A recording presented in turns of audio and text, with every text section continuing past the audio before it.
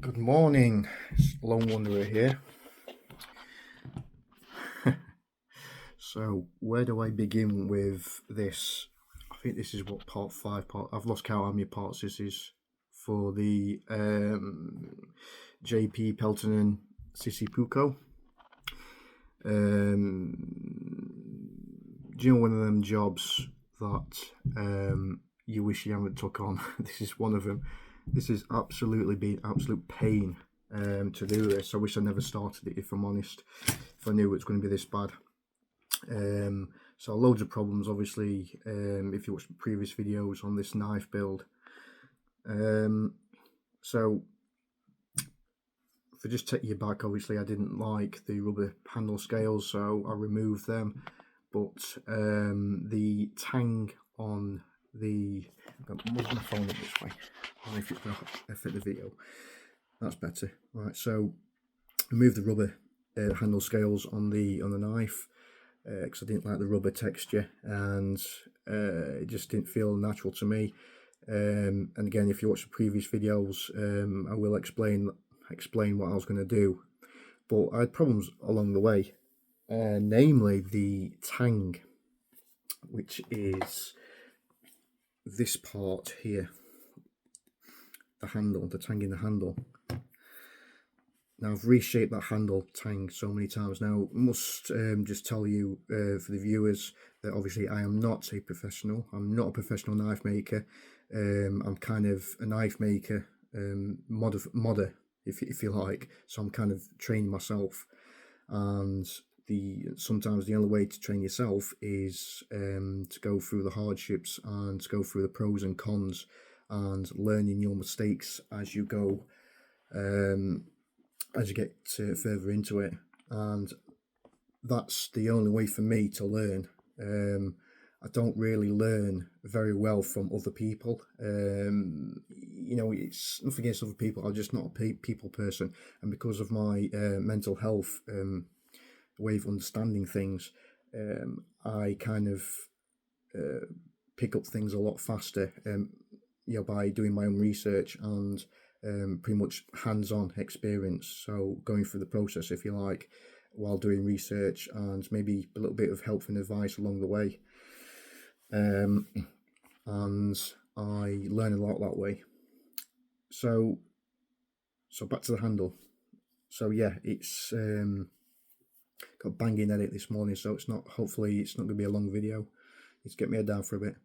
So yeah, so if you've seen the previous videos, the M95 Puko didn't like the rubber handles, so I took them apart, and it's a bit of a shocker really, because I wasn't expecting the tang underneath to be kind of as narrow as it was. I mean, I've seen the pictures of it, but pictures didn't really do it much good when you're kind of looking at your phone and thinking, yeah, I could do that, but in reality, no. So originally it was like a full tang, if you can call it full tang, kind of a hidden tang that they've got, but the tang was very narrow, narrower than the blade. Didn't have any holes in it. I've drilled the holes through this tang, and again, as you can see, that the holes aren't lined up, and that's because at the time when I drilled the holes, when I was going to put the handle slabs on, it was in a bit of an odd shape, so that's why, hence why the holes are different, you know, different positions. So the handle scales I was going to put on as a sandwich, you know, just normal pins together, slabs on each side, but I had to take them off in the end because I didn't like the finish, and the handle was way too narrow for me. So which I didn't do a video of. I did a video of showing you which scales to put on, and obviously with the pins in it, I think in my Vice, which knowing my luck I've probably not uploaded yet, so so I've not uploaded that video. I do apologise if I'm jumping ahead. I don't know where I am with this knife build because it's doing my head in now, but so yeah, that went completely tits up. And I ended up taking the handle scales off because it wasn't working, and I was back to the drawing board. Then I came up, well, the only way, because of the shape, and obviously I had to cut the end off where there was a giant hole there, which is the original lanyard hole, if you like, for the original knife. So obviously a big hole was in the tang, and then obviously that went through the rubber scales. So I had to cut that off because it was interfering with what I wanted to do next when plan A didn't work. So plan B was, when I scrapped plan A, plan B was to do a hidden tang. And I'll show you, the only wood that I had with this was this oak that you use in wood turning. It's just ones, I think I got these from B&Q, which is like a long strip. So I'll cut that down and shaped it, drilled a hole for the tang. Not this particular piece, I'll get to that in a minute. But this is the piece where it looked like before, and this is the piece where it looked like after. Obviously it's still got a lot of shaping to do. Rounded off the edge, so I put a groove on to fit, if I can find it, typical Lee. Lost it, just give me 1 second. I know where I've put it, which I'll get to that part in a minute. So this is it. So that groove on the handle was for this ferrule.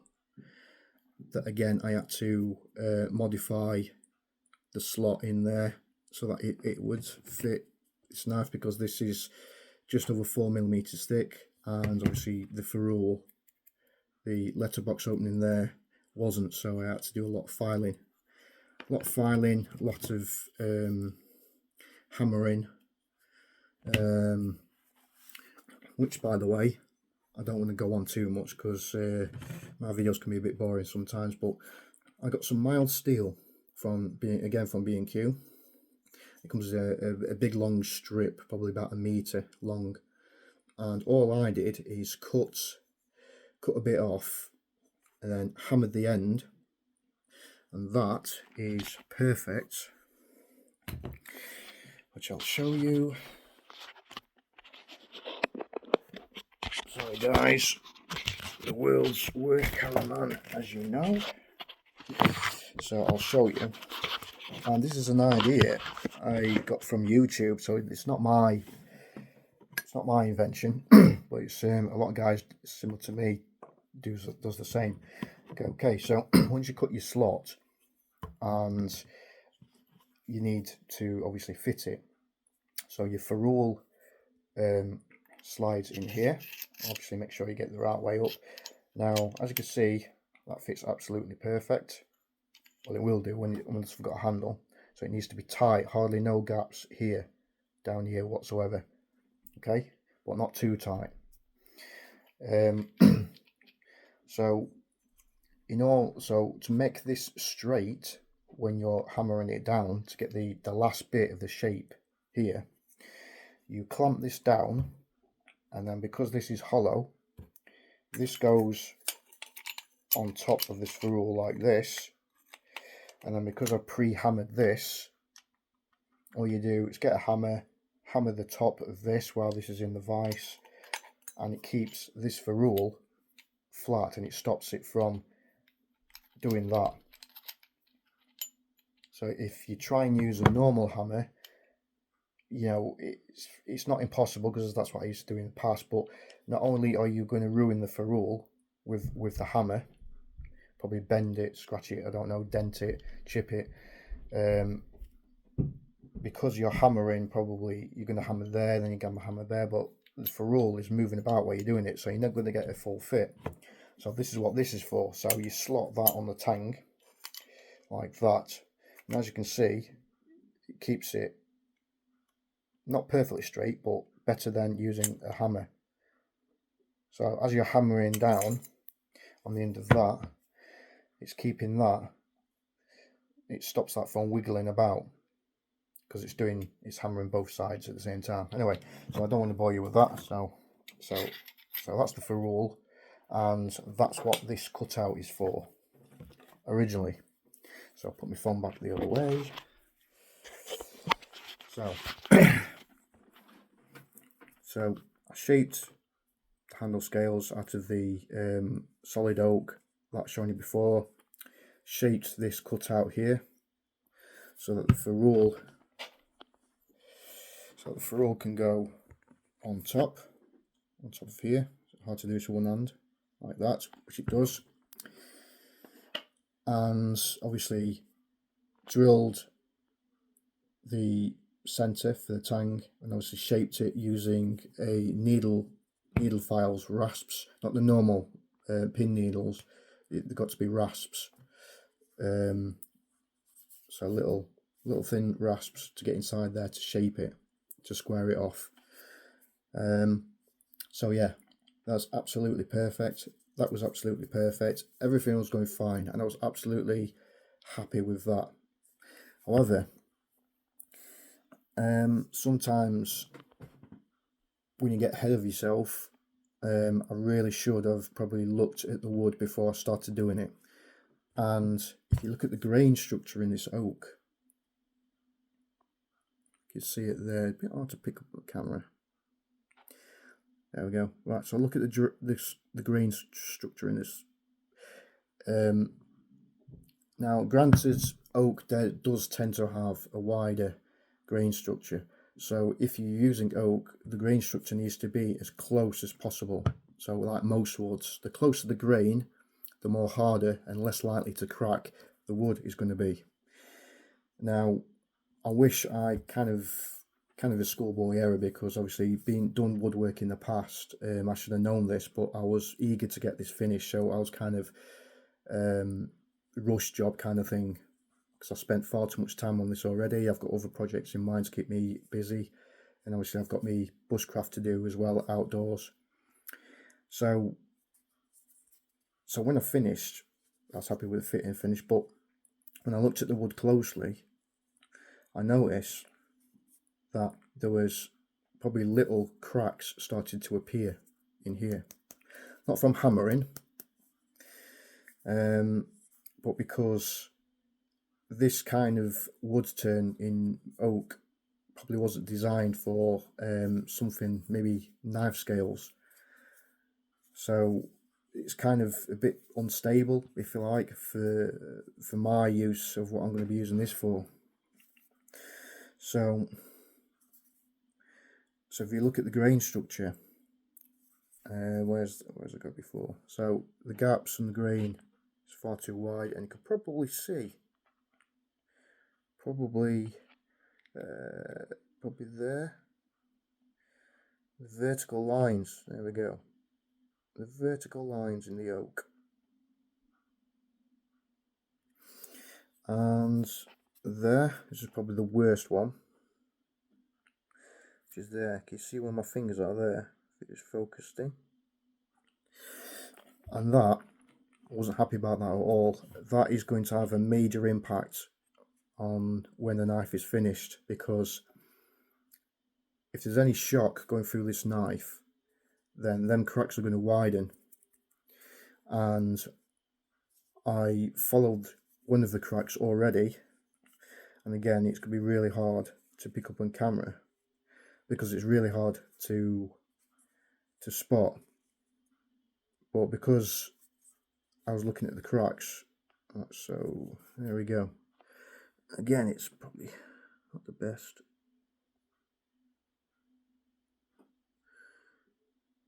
Okay, so about where my finger is, you can see that the grain is starting to wide a little bit, and that grain is getting from there. It's going to be really hard to catch this, so I do apologise, but it's there anyway. So basically, the crack goes from here. It's going all the way up there where the bottleneck is, and it stops here. Now, my experience, eventually I know that crack. It doesn't matter how much glue I put on there to try and stop it from splitting. I know eventually that's going to weaken this bottleneck here, and it will end up cracking. And that's because of the quality. I mean, it is good quality wood, but it's not made for probably knives. So probably a little tip there for people who want to use wood turning wood for knife scales: make sure you look at the grain first. So if you're going to a shop like B&Q and you're looking for wood or scraps of wood or something like that, not just B&Q but anywhere really that sells wood, look at the grain structure first. And if the grain is too wide, then it's no good. It needs to be as short as possible, because this needs to be really strong. Okay, so a little tip for you. So, but you don't learn these things unless you start to do experiment and start to do modifying knives and knife builds and stuff. You don't really know these things until you start, till you try it, and then it becomes knowledge. So next time, if I want to use oak, I'm going to look at the grain structure. Now I know grain structure is pretty wide in oak anyway, so I'm definitely not going to be using this in the future. So plan what? C, B, plan B. Plan B failed miserably, and a bit of a gut wrencher really. I was really disappointed because I put a lot of time in this, hollowing it out, which is not easy when you haven't got the right tools. Okay, so I've had to drill through there, get the rasps, and obviously shape that. So that was plan B, failure. Wasn't prepared to use that wood. So plan C was to use, which I didn't have any left, but I actually found some, was to use this. Again, I still don't know what this wood is. I did do a video about it to see if any bushcrafters or anybody that works with wood knows what this kind of wood is. That's the grain. Excuse the hole I've drilled for it. That's the grain inside. This is what it looks like in its rawest form when all the bark is stripped off. At first I thought it was some kind of red oak, but then after researching it further, it looked like striped maple. Again, I'm not too sure what it is, but it is very, very tough wood. It's very, very good wood as well. It's perfect for drilling, perfect for knife scales. I made my Lauku out of these knife scales. They're absolutely fantastic, really solid, brilliant wood. But not only did that have the right size, I didn't have a piece that wasn't drilled. So that was plan C, scrapped. So now we're on plan D, which is my current plan. And again, which is this. This is the only wood I had left, but I was saving this wood to make another Lauku. Now, this is South African ebony, black wood. It's one of the probably hardest woods in the world.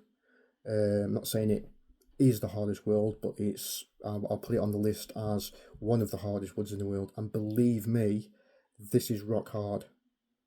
Absolutely solid. It's like, when I was trying to saw this, it's like sawing through a brick, you know. And the knife scale itself was exactly the same size as this. Bear in mind, this is solid oak. Okay, and the weight difference between this and that oak I've just shown you was way different. This was very, very heavy, very heavy, absolutely solid. But I fell in love with it, absolutely love it. I love the grain structure in it. Well, it's still a bit rough to begin with, so I'm not got to the finishing stage yet.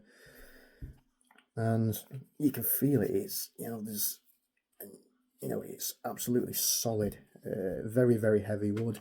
And if you look at the grain in here, oh dear, it's not easy doing this, is it? there.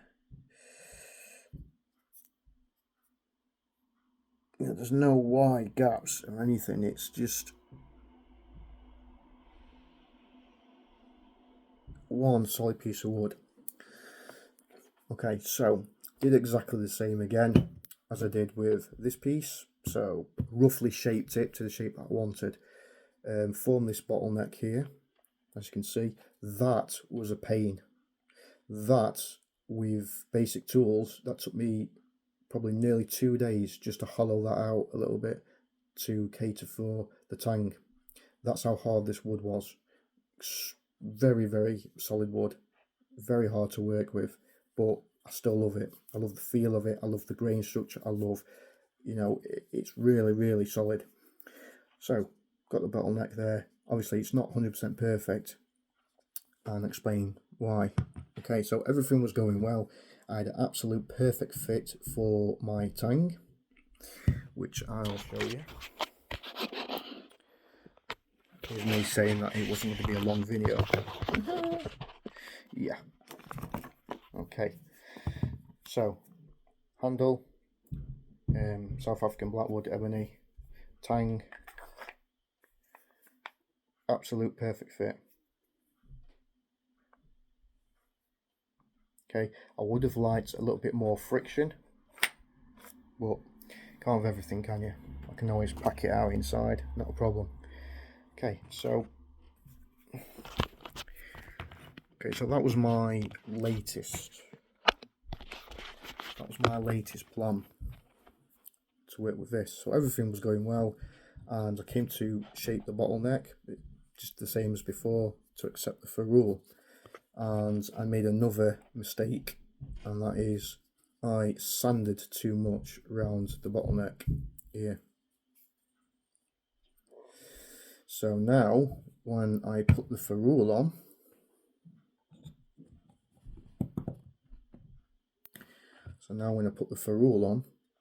obviously I've not knocked it down properly, this is just to show you guys in the camera. So when you put the ferrule on, you can see the problem. I've took far too much off, so now it's not a tight fit.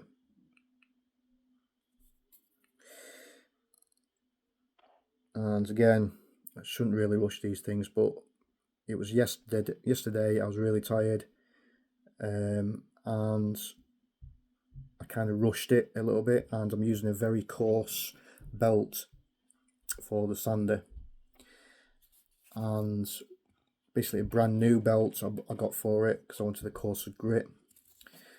And because I'm not used to that coarse belt, because it was very coarse, it took too much off.